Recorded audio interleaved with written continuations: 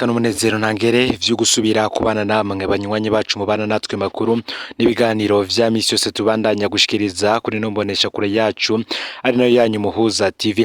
Uyu numwe tugiye kubageza ka makuru ibiriko biravugwa bigezwe ko nga mu gihugu c'u Burundi, akaba ari amakuru tuzagorukane ni ko yari kwaravugwa kuyarabana n'ubutungane ndetse na dosiye ikomeye cyane kuri ubu biriko biravuga ko ariyo ipfungishije umumenyesha makuru Sandra Muhoza.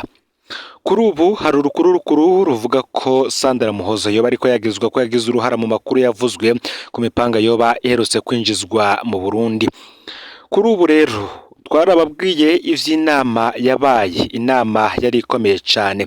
Inama arimo abanyicubero batandukanye, inama yari irongowe n'umunyamabanga mukuru w'umugambwe uri ku butegetsi CNDD-FDD Nyeniteka Reveriyano Ndikuriyo. Ni inama yatumwe ko gihutihuti, akaba ari kugenekerezwa gatandatu ndamukiza uyu mwaka w'ibihumbi 2024.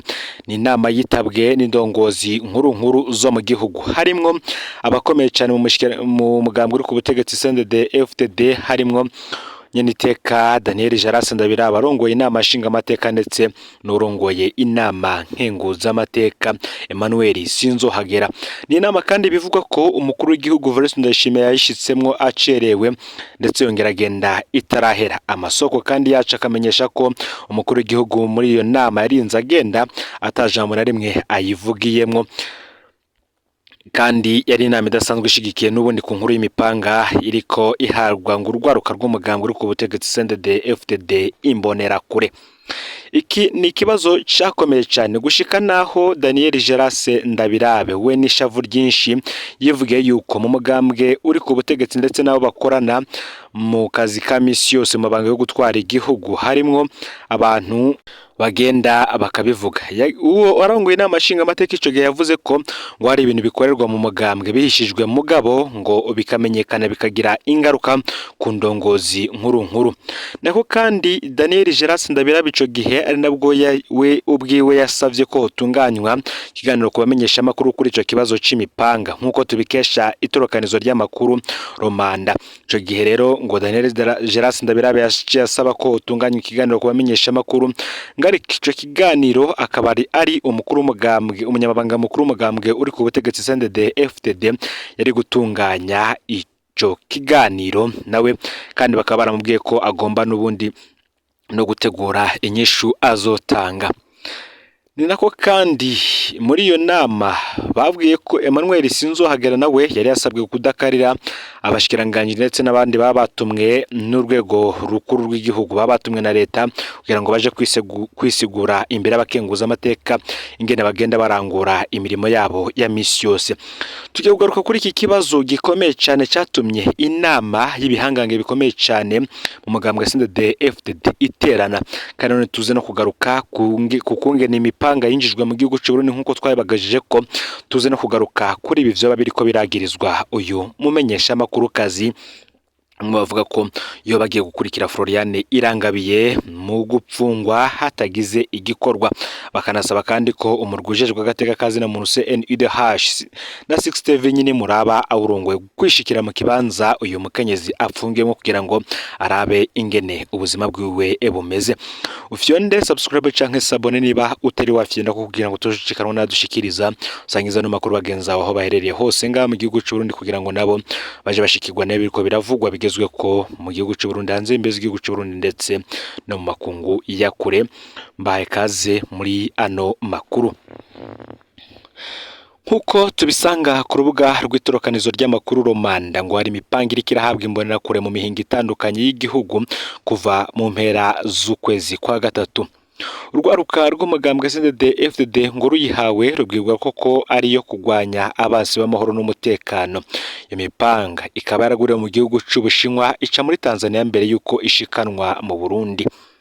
Ubundi iyo mipanga yashitse ku rubibe rwa Kabanga Kobero ipakiye mu makamyo afise imparati za Tanzania ku igenekerezo ya 18 Ntwarante uyu mwaka w'ibihumbi 2024 kugira ngo ayo makamyo yemererwe kwinjira mu Burundi ngo vyaragoranye kubera ko abari barongoye urwo rwego banse kwereka abakozi b'ikigo BOB ibiranga iyo mizigo yari pakiwe mu makamyo banka no guharurirwa amatagisi ivyo bita douanement basigura ko abategetsi bo hejuru aribo babatumye ivyari muri ayo makamyo korera atanu atawarurekuriwe kubisuzuma bidashitse ku kivuko ca Bujumbura. Amakamyo rero amaze iminsi ataho ku rubere rwa Tanzania n'u Burundi ayo makamyo yahavuye yemererwa kubandanya ivy'urugendo akaba hari isaha 8 zirenga mu ijoro ry'igenekerezo ya 20 rishira igenekerezo ya 21 Ntwarante uyu mwaka w'ibihumbi 2024 aho igipolisi c'Imuyinga cahabwe itegeko ryo kuyaherekeza. Ariko amakuru y'itorokanizo ry'amakuru amasoko y'itorokanizo ry'amakuru Rwanda akavuga ko aya makamyo yarimo imipanga mishasha atabaye akije Bujumbura ngo ahubwo yaciye abandaniza mu ntara ya Makamba. Bamwe mu barongoye abandi mu kigo cegeranya amakuru n'amatagisi ya leta BOB mu ntara ya Muyinga ngo bararengukishijwe mu rwego rw'iperereza ngo bagirizwa guhungabanya ibikorwa vya leta. Tubibutse ko iki kibazo c'imipanga yinjijwe mu gihugu c'u Burundi turiko tukigaruka ko n'ubundi kuri ca kibazo c'uyu mumenyesha makuru kazi ariwe Sandra Muhoza yagirizwa ko ngo ariwe yoba yaratanze amakuru y'iyi mipanga yinjijwe mu gihugu. Ku munsi wa mbere rero igenekerezo ya mbere ndamukiza y'umwaka w'ibihumbi 2024 mbonera kure zo mu ntara za Bujumbura ngo nizo zari ziramukiye guhabwa ivyo bigwanisho. Ni mugihe kandi ngo igihugu ca Tanzania cyo cagize amakenga kuri iyo mipanga. Ni mugihe kugenekerezo ya 2026 uyu mwaka w'ibihumbi 2024 ariho leta ya Tanzania ngo yatanga uruhusha rwo kujabukana mu Burundi iyo mipanga yari yavuye mu Bushinwa iguzwe na Fondation Pax Burundi. Iri akaba ari shirahamwe rirongowe n'umunyamabanga mukuru w'umugambwe CNDD-FDD Reveriyano Ndikuriyo gishikira ku kivuko cha Dar es Salaam. Amakuru yacaka akamenyesha ko imbere yaho leta ya Tanzania yari yabwiye abari bajejwe gukurikirana urugendo rw'iyo mipanga harimo abo bita abadeklara mu Gifaransa ko idashobora kwemera ko ibandanya mu Burundi hatabonetse uruhusha rudasanzwe ruvuye muri leta y'u Burundi. Abategetsi ba Tanzania basiguye ko iyo mipanga atari ibidandazwa bisanzwe kuko ari ibigwanisho kandi ari myinshi. Umukuru w'igihugu c'u Burundi ngo ndayishimiye ubwe ngo niwe yahavuye telefone umwe mu bategetsi bakomeye b'igihugu ca Tanzania amusaba ko bareka iyo mipanga ikabandanya mugabo ngaramwankira amusigura ko ategerezwa kurungika uruhusha rwanditse kugira ngo nabingorane itewe niyo mipanga leta y'u Burundi ntizobigarame. Amasoko y'ikinyamakuru Romanda amenyesha ko leta ngo y'u Burundi yahavuye irungika urwo ruhusha bise autorisation spéciale. Amasoko yayo akavuga kandi ko ubwa mbere abatumye ko iyo mipanga bari bipfuje ko ica mu kiyaga Tanganyika kugira ntisuzumwe kenshi ariko mu nyuma bahitamo kuyizana mu miduga kubera ingorane y'amazi y'ikiyaga Tanganyika amazi igihe yararenze inkombe agahungabanya cyane ibikorwa no ku kivuko ca Bujumbura. Imyiteguro yose rero irangiye niho rero iyo miduga ngipaka imipanga yavuye ifata nzira igana ku rubere rwa Kabanga Kobero yashika ku igenekerezo rya 18 Ntwarante uyu mwaka w'ibihumbi 2024. Nako kandi ikinyamakuru itorokanizo ry'amakuru Rwanda ryagerageje kurondera indongozi zose yoba umuvugizi w'ibiro vy'umukuru w'igihugu Girene Rosine Gatoni ndetse n'umunyamabanga mukuru w'umugambwe uri ku butegetsi CNDD-FDD ariko ntibagira inyishu baronka canke se ngo agire ubafata. Naho Reveriyano Ndikuriyo abafatiye ku telefone ngo ntibabashije kumvikana mu buryo bukwiriye. Ni mugihe kandi bamwe bavuga ko impanuro z'abasenyeri zatanzwe ku bategetsi b'umugambwe CNDD-FDD ari impanuro zihambaye cyane ngo burya leta ndayishimiye ngo yoshobora kuzishira mu ngiro. Muri kahise igihugu c'u Burundi abantu benshi barazi ukuntu cagoye kenshi mu kaga bivuye ku gatima ko gukumirana no kwikwegera ko butegetsi bwose. Nubu ngo tugumana umwitwarariko kuko hibonekeza ibimenyetso vy'uko ariko abipfuza intwaro yo tugarukana mu ndinganizo ishingiye ku mugambwe umwe. Ngo birakenewe rero ko hatsimbatazwa intwari ikibanza imigambwe yose harimwo n'idahuje ivyiyumviro n'uri ku butegetsi, gutyo ngo abarundi bose bagashobora gushikiriza iryo bafise ku mutima no mu bimenyesha amakuru vy'igihugu, bagatunganya amanama bakurikije amategeko atakuburagizwa.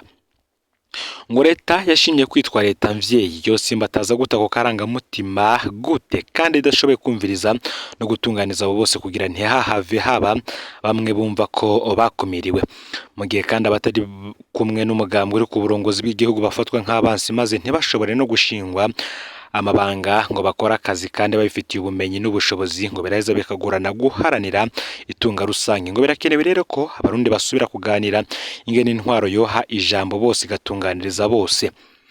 Ngo turumva abantu batari bake bidoga ko mu itangwa ry'akazi hatarabwa ubumenyi, ubukerebutsi, ubuhinga n'ubushobozi, ariko ngo harabwa cyane cyane umwete wo gukorera umugambwe uri ku butegetsi cyangwa gutanga ibiturire. Ivyo rero nivyo bituma irangurwa ry'imirimo umuntu ashinzwe ridafatira ku bumenyi, ubukerebutsi n'ubushobozi. Ivyo byose bikagira ingaruka mbi ku mwimbu, ugasanga igihugu gihagahembo ibinebwe n'abariko baragisahura amaze kurya ibiture bikagenda vyimonogoza. Gukumva mu gihugu hariho abantu bacicwa bunyamaswa canke bakagenda amazima yongo kubera politike canke izindi nyungu izarizo zose, ni ibi bintu biteye agahinda. Ngo tuboneye akaryo ko gusubiza no guhoza ababuze ababo kandi mu bihe bishize niyo umuntu yoba afashwe n'inzego zibijejwe bitegerezwa gukorwa hisunzwe amategeko, umuntu agapfungirwa ahantu hazwi kandi ashobora gushikwa nabo mu muryango wiwe nk'uko bitangazwa n'abaravye iketi. Umuryango w'abepiskopi mu gihugu c'u Burundi wandikiye indongozi nkuru z'igihugu. Ni mu gihe kandi mu ntara ya Cibitoke umuntu yarakomeretse amazu amajana 2 arabomoka biturutse ku mvura. Imvura imaze iminsi igwa muri komine Mugina wo mu ntara ya Cibitoke cyane cyane yaguye kuri uyu wa Mungu igenekerezo ya 14 Ndamukiza, yarabomoye amazu ashika ku majana 2 mu mazone ya Nyamakarabo na Harubone. Umuntu umwe yarakomeretse aguwe ko n'inzu, ubu akaba ariko aravurwa mu bitaro mu Cibitoke. Nako kandi bivuga ko amabarabara abiri yononekaye irihuza zone Ruziba na Nyamakarabo ndetse n'ibarabara rishikana Camakombe rivuye Ruziba nk'uko tuvyiganirwa na musitanteri wa komine Mugina. Uyu murongozi akamenyesha ko abo amazu yabomotse bataragira aho bakika umusaya, akabasaba bagira neza kubafashisha ibisakazo no kubaronsa ibikoresho vyo gusanura no gusibura ayo mabarabara yasivye. Mwomenya ko kandi ari imisozi yo ku mutumba wa Camakombe ikirabomogwa ikaba imaze konona ikaba imaze konona imirima yo muri yo komine ya Mugina.